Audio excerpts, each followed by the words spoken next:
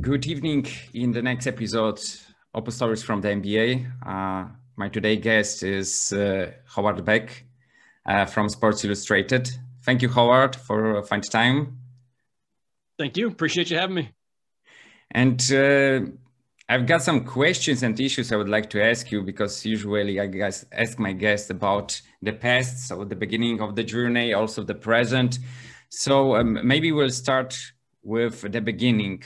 How your journey with the NBA and basketball start?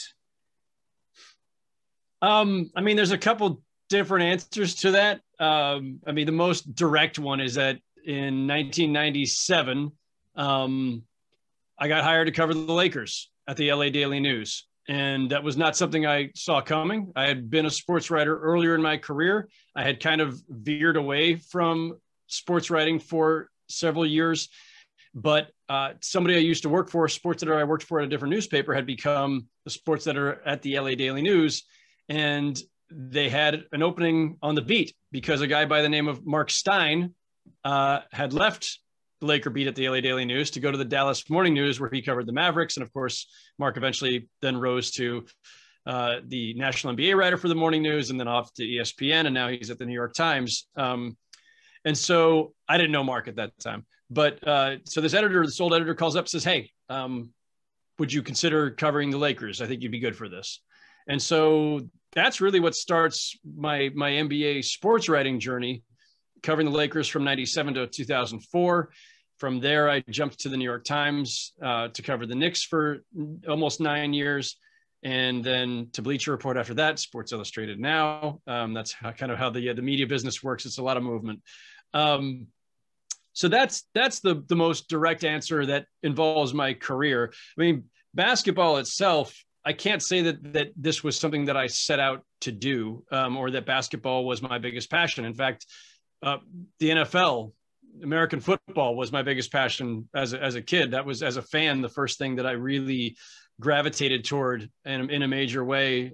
Just as a fan, I didn't play a lot of football. Little skinny for that, but that was what sparked my interest in eventually becoming a sports writer. Was that I grew up in the 80s during a time when the San Francisco 49ers were a dynasty. And so my sports writing interest starts there. I grew up in the Bay Area, so the Warriors were obviously the team, but the Warriors were awful for most of my youth. In the 70s and 80s when I was growing up, the Warriors were probably at best the fifth most popular professional team, because the A's were big, the Giants were big. The A's went to 3 straight World Series, and the Giants and A's met in the World Series at one point. The Niners were huge because they were a dynasty in the 80s, and the Raiders, of course, were always a huge team in the Bay Area at that time. So you've got those 4 teams, and then at any given time, if Stanford and Cal football or basketball, the college teams, if those were big, the Warriors might have been behind them too. So they had a passionate, but I think small following. They weren't a major presence. I went to, I think, a couple of Warriors games as a kid. In fact, I will say, I should note this because it's just a fun story. It has nothing to do with my NBA writing career, and it has nothing to do with me being a Warriors fan, because I never really rooted for the Warriors. It wasn't like a big part of my upbringing. But when I was like 9 years old, I won a drawing. You put your name in a fishbowl or something, or in a bowl, whatever. You fill out a thing, you throw your name in. I had my name pulled, and I won a drawing to be ball boy for a day at a Warriors game. I think I was 9 years old, and I do have a vague recollection of being out there with the broom, sweeping the key, getting the sweat off, rebounding during pregame when they were warming up. That is my earliest recollection. And then I remember maybe going to a Warriors game or two at one point because tickets were cheap. But it wasn't a major part of my consciousness as a kid or fandom. I don't remember. And I don't know that they were even on TV that much, to be honest. So no, I was much more into watching football and baseball. You mentioned that your first 2 sports related to the NBA were in Los Angeles with Lakers, and also in New York. So big markets, I guess that big expectation. From your now perspective, do you thought that it was something big, that you were put in the deep water, that it was, how it was from your perspective to write about the Lakers and the Knicks, big markets teams? Since I've never covered anything in a smaller market, I don't really have, you know, a baseline to compare to. It just so happens I've always been in big markets, but I mean, it's also just like, that's my life, right? Like I grew up in San Jose, which is now a huge city. It was pretty big even when I was a kid, but grew up in the Bay Area, big market, moved to LA, big market, moved to New York, big market. So I don't know what it would have been like to cover the Portland Trail Blazers or the San Antonio Spurs, the Indiana Pacers. I just know that, you know, getting on the Laker beat when I did in '97 with Shaq and Kobe, you know, already there. They'd been there for one season at that point. You know, there's going to be a massive interest. You know that everything that they do is going to be viewed, is going to be magnified. So everything I write about them got to be magnified. Even in what was still the early days of the internet, you know that there's a lot of eyeballs on the Lakers and therefore on coverage of the Lakers. So I was conscious of it, and there's more competition in that regard too, because there are, you know, I think we had, you know, 4 of us at any given time were traveling beat writers covering the Lakers every game, every home and road game, and then obviously plenty of others covering all the home games too. And so, you know, it can be chaotic, it can be stressful because there's just a lot of bodies, a lot of media. And this is even before the internet explodes. And so there's fewer people relatively back then, but it's still a lot. But it was just normal for me. I don't think I've really thought about it. It was that's just the market I was in. How do you remember your first interview, and with whom you've got it? Was it a Lakers player or someone from the other team? So I would say the first interview of substance, not just a quick conversation, but actually sitting down. So I started the beat in the summer of '97. So it's the off season, right? So now I'm waiting for training camps to open, everything. I think I went to summer league was in Long Beach, you know, south of LA. And so I might've chit chatted with a couple people there, but the Lakers went to training camp that year in a place called Palm Desert, which is a couple hours east of LA, out in the desert, obviously. And they had training camp out there. And I remember meeting Shaq for the first time and watching my hand disappear as I shook his hand. And there's nothing, you never get over that. Like, all NBA players are tall. Almost all NBA players that I ever talked to were taller than me. I'm a little under 6 feet. So I got used to the fact that I'm always looking up like this. But it's one thing to be looking up at Rick Fox, who's 6'7", or Robert Horry, who's 6'9"-ish, maybe 6'10". And then to be looking up at Shaq, who's 7'1" and just massive.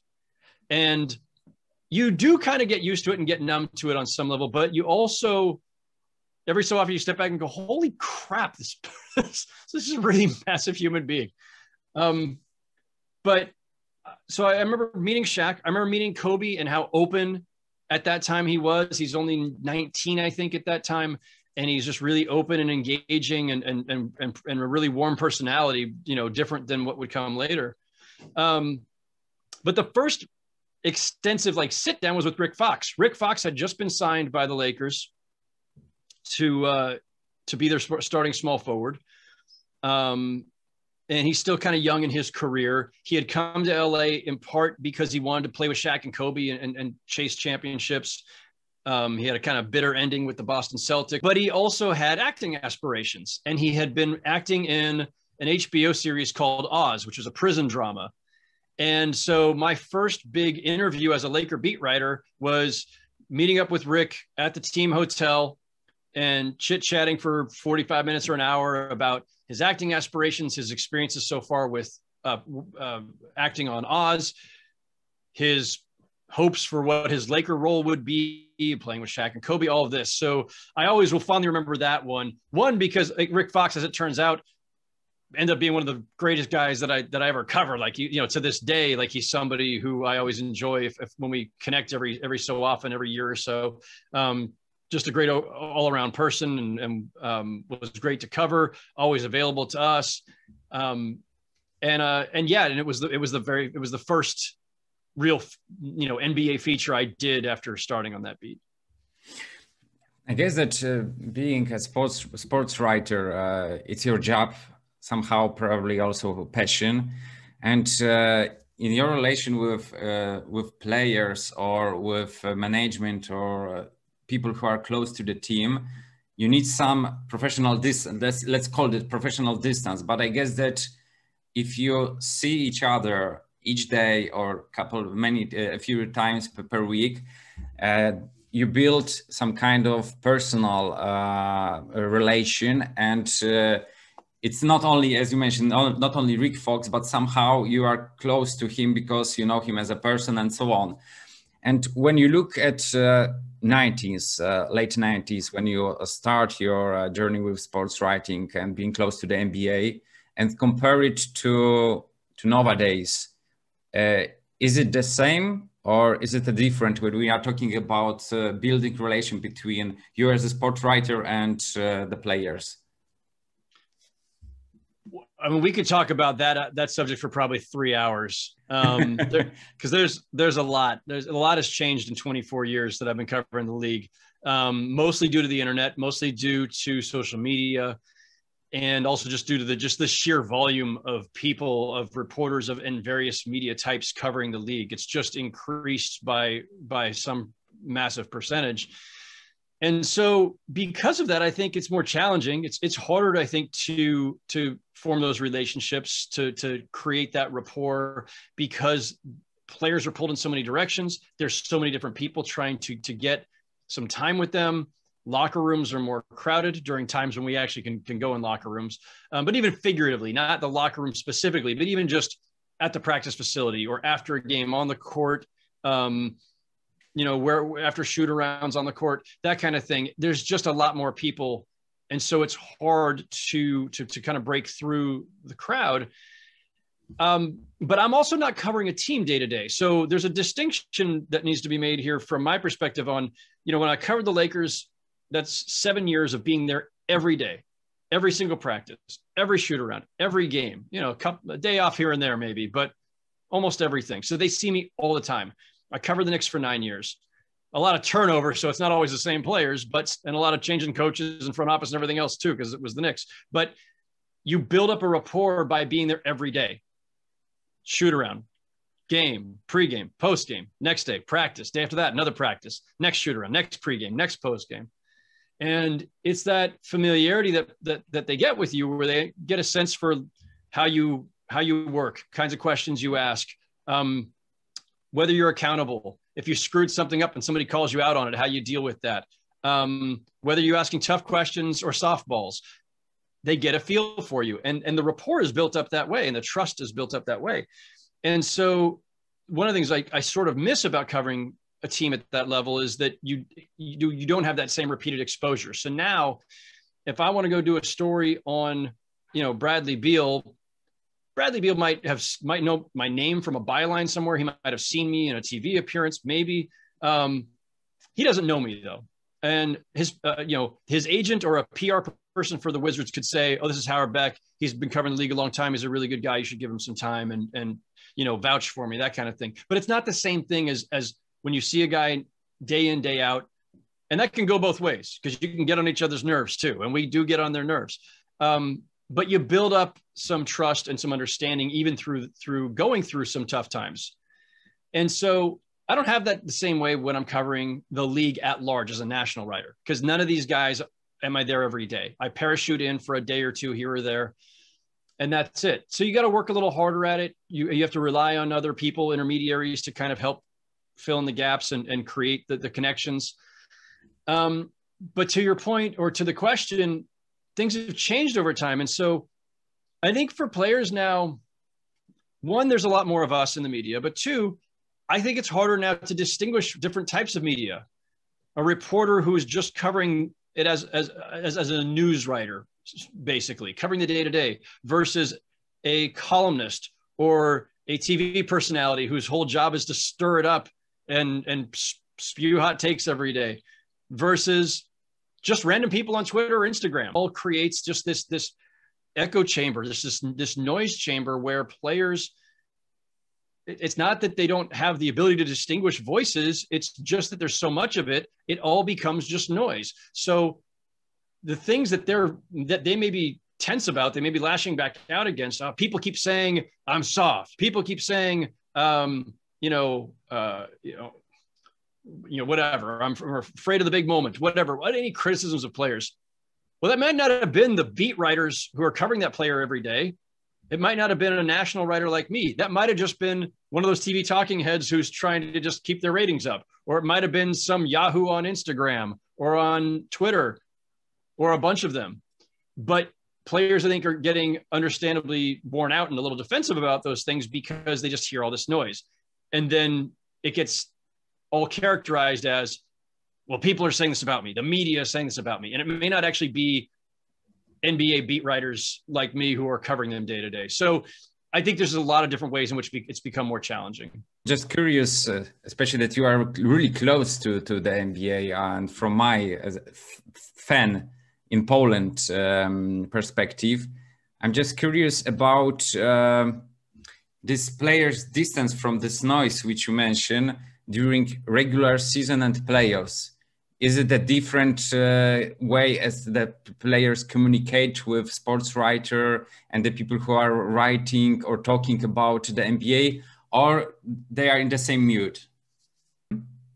By the way, a quick heads up here.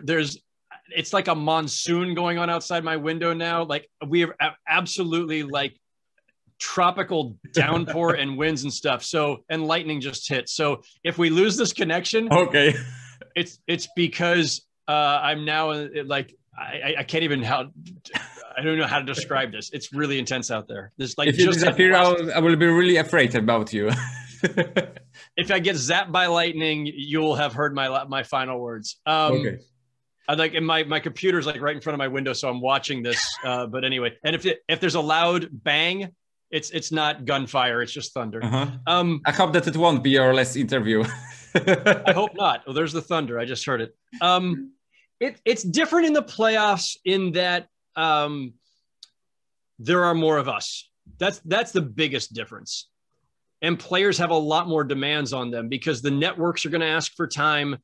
A lot of people like me are going to come in. If I didn't cover the Jazz all season, in a normal year, if we have normal access, which we don't have right now, but in a normal year, maybe I don't see the Jazz all season, but now, okay, well, you know what? It looks like the Jazz might really make a run to the finals. Let's go do a feature on, Royce O'Neal, for instance, or Donovan Mitchell, maybe. Howard, go jump on a plane, go to Salt Lake. Well, I'm not the only one doing that.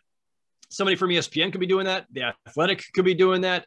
USA Today could be doing that. So suddenly you have this just deluge of national writers who weren't there all season in this sleepy little market with a couple of beat writers and not much demand on them. And suddenly there's a bunch of us in their face demanding their time. So that's the main difference, I think. It's just more bodies. And then that grows every round. The first round, a couple extra people. Second round, more. Conference finals, a zoo. NBA finals, utter chaos. There's just hundreds of us. And all the international media come in. And so it just multiplies. And it just gets a lot harder to get something unique. You can be in press conferences. Press conferences are fine. But the lifeblood of this job is one-on-one interviews and interactions and getting something unique and being able to ask it so that just you can get the answer. And those opportunities become harder the deeper we go in the playoffs. So when we are talking about this one-on-one interviews and building relations, how difficult it was for you work during the COVID-19 and in the bubble? Because it was different condition, totally different condition. Yes. So I did not go to the bubble for a variety of reasons, both personal and professional. And so that was the first time I did not cover the playoffs since 1996, the year before I even started covering the league at all. Starting in 90, actually I should say 97. So I started in 97. So 98 was my first playoffs. And I covered every single NBA postseason, at least part of, all the way until 2020. And I didn't cover any part of the playoffs last year. I'd covered almost every finals during that span too. And in a streak that started for good in 2007, I didn't cover the finals last year for the first time in forever. So that was tough. And, you know, I watched everything from home, wrote stories that were more feature in nature. And then since then, you know, this season working for Sports Illustrated, you know, my job is mostly about doing bigger features anyway. It's not day-to-day game coverage. So I don't have to be at games, but that's where you get the best information. That's where you can go chit chat with people. You go, you know, pregame is a really important time for us in a normal year. Pregame, you're on the court, guys are warming up. There are scouts, there are general managers, there are coaches, there's other writers, agents, and we're all out there just chit chatting, gossiping. And that's sometimes where you pick up on rumors about what's going on around the league, but it's also where you pick up on story ideas, where somebody mentions something that you hadn't thought of, or it's just conversation. Like a lot of this job is just conversation, and then ideas grow out of those conversations where you go, oh, you know what, I hadn't thought of that, or oh, I hadn't noticed that one trend was going on. And so we haven't been able to do that for over a year now. We don't have those casual conversations. Everything has to be a scheduled Zoom call or phone calls, and so it's been harder. This job is very much about relationships and creating that rapport that I was talking about earlier. And you just can't do that as well when you're, you know, in your own home doing everything over the computer or on the phone. The fortunate part is that, you know, if you've been doing this for a while, you also have some relationships built up. And if not necessarily directly with, you know, there's 450 players and there's constant turnover, right? I cannot just pick up the phone and call any player. But I have relationships with agents and PR people and team PR people, so that certain stories that I did this season would not have been possible if I hadn't already had an established credibility and rapport with some of those people who then could get me Steph Curry. Like I got Steph twice this season for two different stories. Thank you, Raymond Ritter and the Warriors PR staff again, as always. And thank you, Steph, for being such an accommodating superstar where he's willing to get on the phone and do these things. But I got Steph twice. I got Damian Lillard twice. And thank you to Jim Taylor and the Blazers PR staff and Mary Ford, who works for the Goodwood agency that represents Dame. Thank you to Dame. Like I was able to do some really good stories this year, despite never going to Portland, never going to San Francisco, and never seeing these guys. You know, normally I would at least see them when they come through New York, because I would go to the game and I could go up to somebody and go say hello and chit chat and say, hey, I've got this idea. Can't do that right now. So thankfully, those relationships that I had also with, as I say, with its agent or their agency, the PR people, that enables you to still kind of get the job done in an effective way. But it's been a lot harder and definitely a lot less enjoyable than the usual routine. So. And when we look at the 2020-21 season, what are the best stories or most surprising stories which so far appear in the NBA?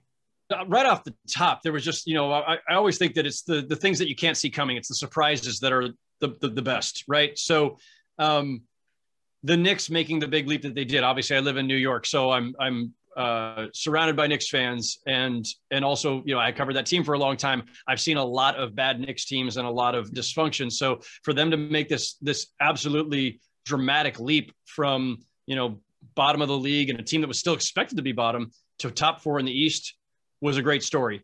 Yeah, the Suns are the you know, different version, slightly better version of that out west, right? They'd gone 10 years without it being in the playoffs, and they're now in the second round of the playoff, and a team that could make a run to the finals for sure. Second best record in the NBA. The Jazz making their leap from just good, solid team to best record in the NBA. So all of those, I think, stand out. Obviously, the Nets continue to be a fascinating story. They're kind of a, you know, they're like a lot of other super teams we've seen in recent vintage, but they're weird and different because they were just put together in January. And here we are in June, and, you know, they may make a run to the finals, which will be in July instead of June, which is also weird. But this is a team that really was microwaved, right? Like the Heat, Dwayne Wade was already there. LeBron and Bosh come in. They make the finals in year one, but they had a full training camp together. They had a full season of practices. They lost in the finals that year. They win the next two, but the Nets, shortened training camps, no practices, compressed season. Their third star is acquired a month into the season. Then they never have a chance to play together because one or the other is always hurt. If they win it all, it will be one of the strangest championship runs ever, because there's just no precedent for a team being thrown together with that little time going that far. So then there's the COVID stuff, right? We had all these postponements, especially back in January. We have teams that never recovered in some ways, right? Like the Washington Wizards should have been higher in the standings, but for COVID and losing 2 full weeks of the season. The Celtics were derailed when Jason Tatum got the virus. The Heat were derailed when Jimmy Butler got it. A lot of teams underachieved because of circumstances. And, every year has its injuries. Every year has its unexpected, obstacles for teams. But this year there were just more of those. When I look at from fan perspective, how and compare, for example, the teams which were in the Eastern and Western Conference finals, and 3 from them are out in this season. And it shows that the bubble got the different conditions, and also it was different basketball, but still it was count. And when we look at the playoffs, Lakers out, Suns showed a really good basket. Celtics are out, but without Jaylen Brown, it was really difficult to imagine that they could advance to the second round. And from your perspective, when you look at the first round of this year playoffs and looked at the second round, what are your prediction, and how do you see this first round? Well, the Lakers are out, which is, always kind of a bummer. No disrespect to the Suns. They're going to be a fun team to watch the rest of the way. But, LeBron James only has so many years left in this league, and he's one of the greatest of all time. So for me, I always want to see the best players. I would have liked to see the Warriors stick around a little longer too, but that was not, very realistic expectation. Right. But it's also good to have the slate cleaned now and then too. It's good to get different teams and different players into the mix in deep in the playoffs. That's good for the league overall. People will fixate on, well, if the Lakers are out, ratings might be down, this kind of thing. But all right, yes, true. And yes, we would all love to see LeBron and Steph as long as possible in the postseason, I think. But it's good for the league as a whole and for all of those other markets that we're going to see the Suns, the Jazz, the Bucks, the Nuggets, teams that are from smaller markets or less glamorous markets, teams that haven't been a staple of the postseason. It's good to have it change over a little bit too. I think that's healthy for the league. In terms of what happens in the next round, we've got one series still to be settled in the first round. We got Mavs and Clippers as you and I speak. That game will be tonight. So we'll see what happens there. You want my predictions in the second round? It will be nice. Okay, sure. I think it's the Nuggets over the Suns. I just think that Jokic is too much of a handful for anybody to deal with right now. MVP? What's that? MVP? Nikola Jokic? MVP, yes. Yes, he was top of my.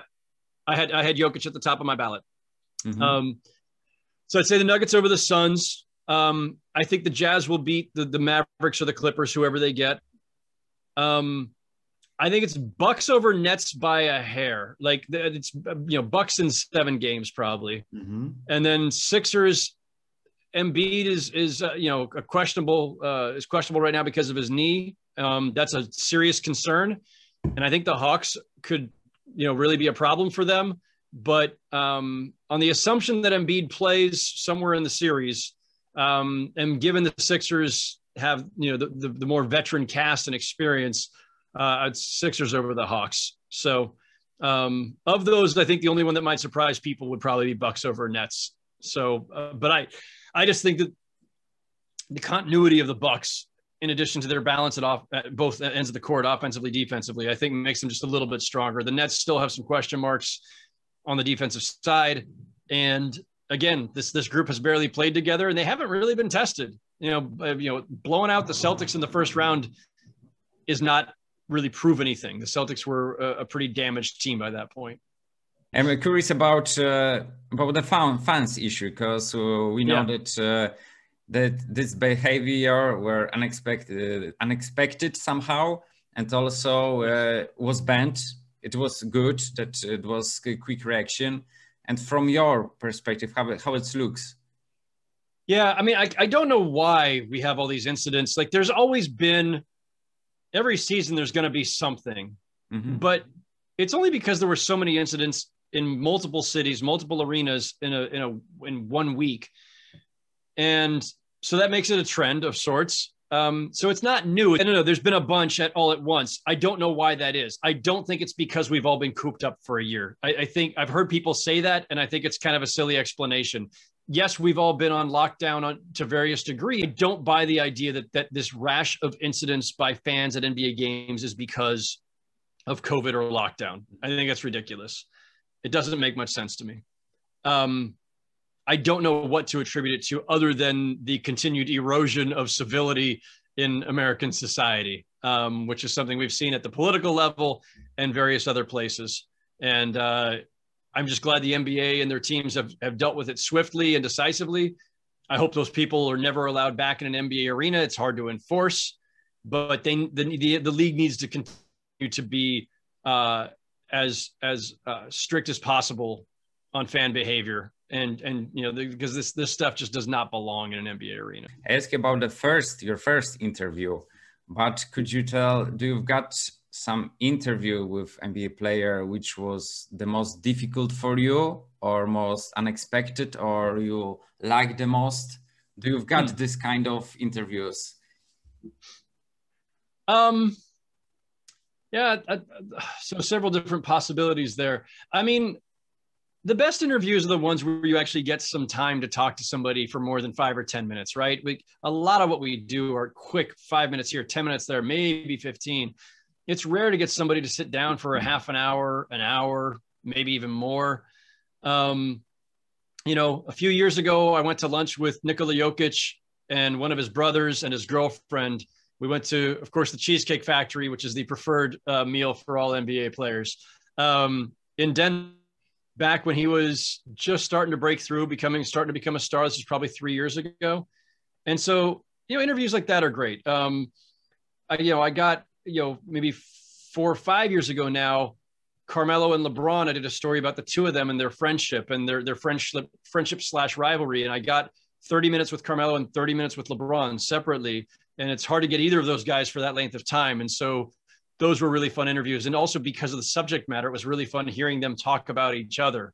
I love stories about relationships and the things that bond players and coaches. I had done a story a few years ago when Jeremy Lin came to the Brooklyn Nets and was reunited with Kenny Atkinson, who had been an assistant coach for the Knicks during Linsanity. And I did a really cool story about the two of them. So those are the stories I like the most, are kind of these relationship stories and getting guys who have a real bond with each other to talk about each other and what makes them tick and what binds them. And so those are always really memorable. Any number of interviews with Shaq and Kobe during those 7 years, some good, some bad. Again, when you're there every day, you're going to have some tense moments too. I certainly got chewed out by both of them on occasion. But then you show back up the next day and you start up again and you work through it. And, I ended up, after leaving LA, having great relationships with both of those guys. And, still to this day with Shaq and I did with Kobe. And so it's, that's like in any field or in any part of your life, it is the rapport and the relationship and the trust that you build up over time, going through the highs and lows, knowing that there are going to be some really good moments, some tough moments, just like in our personal lives, maybe with friends or family.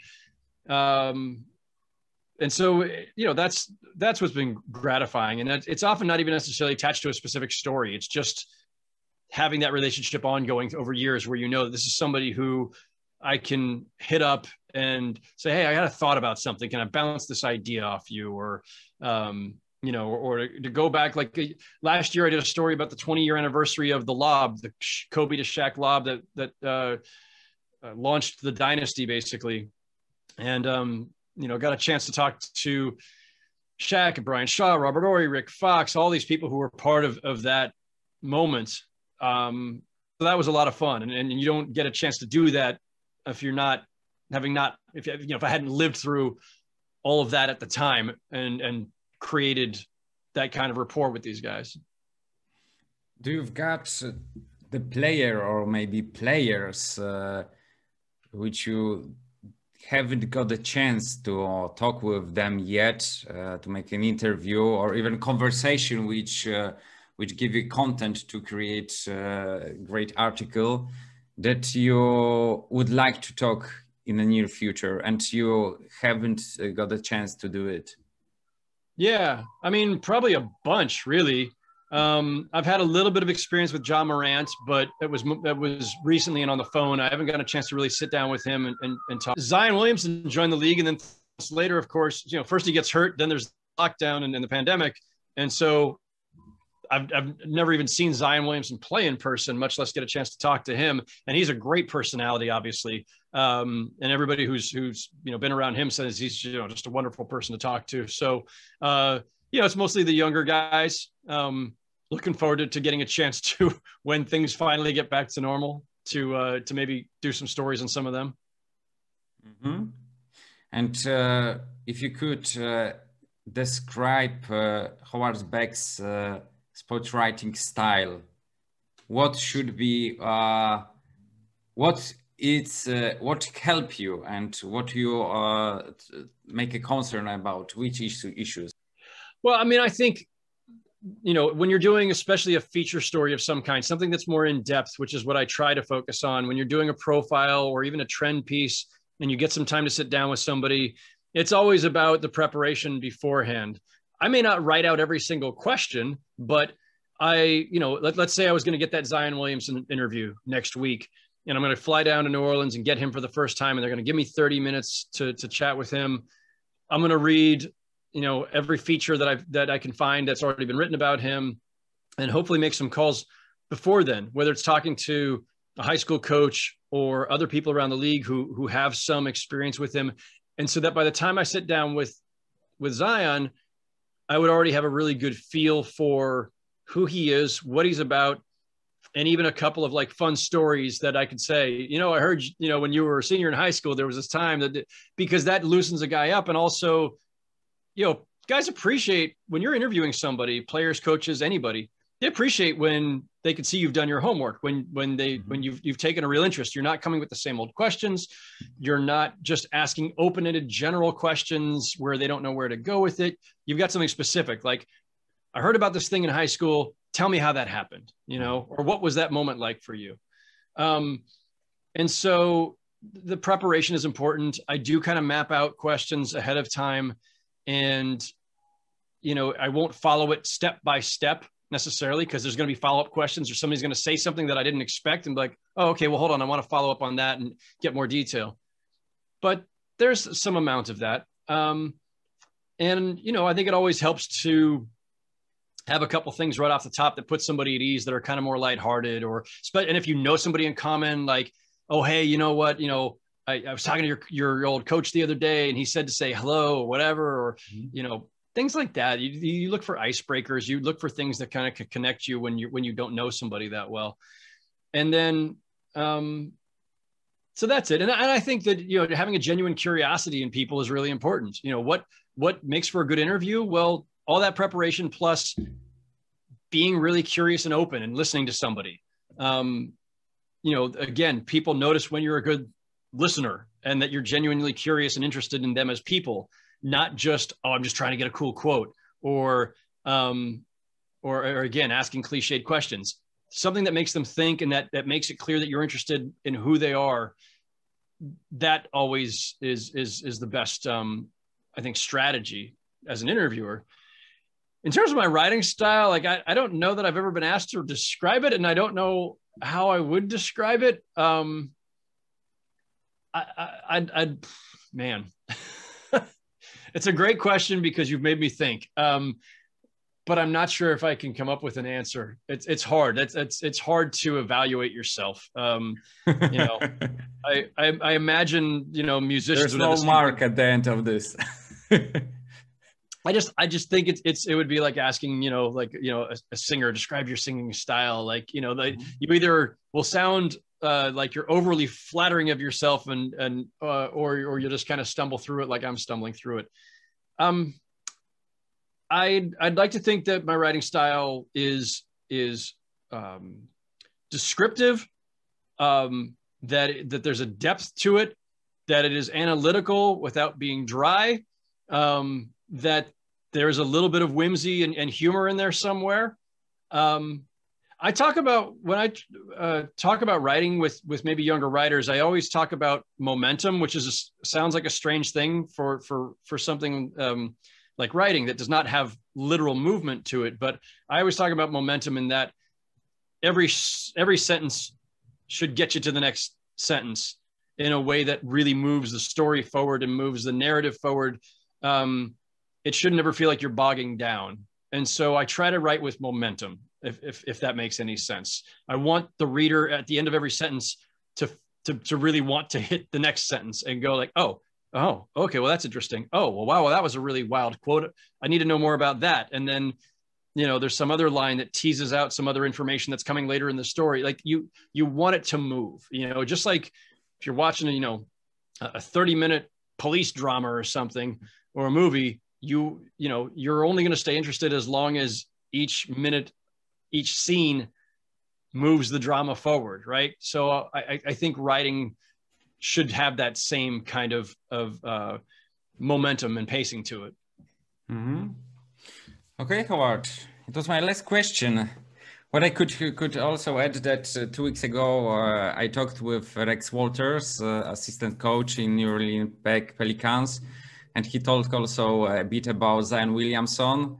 You could find it on my channel. Maybe it could help you as some way. Excellent. And I wish that this journey to New Orleans will be calm without any tornadoes and so on, and yes, that it will be one of the best moments from this hard 2020-21 season, and that we could see this and read this article and interview with Zion Williamson. Thank you. I appreciate that. I hope it happens too. Probably not until sometime later in the fall or winter, but let's hope that the world is back to normal by then, and that I'm getting on planes a lot more often and seeing more teams. And maybe I'll get that Zion interview. That would be great. But thanks for having me. This has been fun. Okay, thank you. We are also waiting for NBA in Europe here. So hope that 2021-22 will be easier to be closer to NBA players and teams.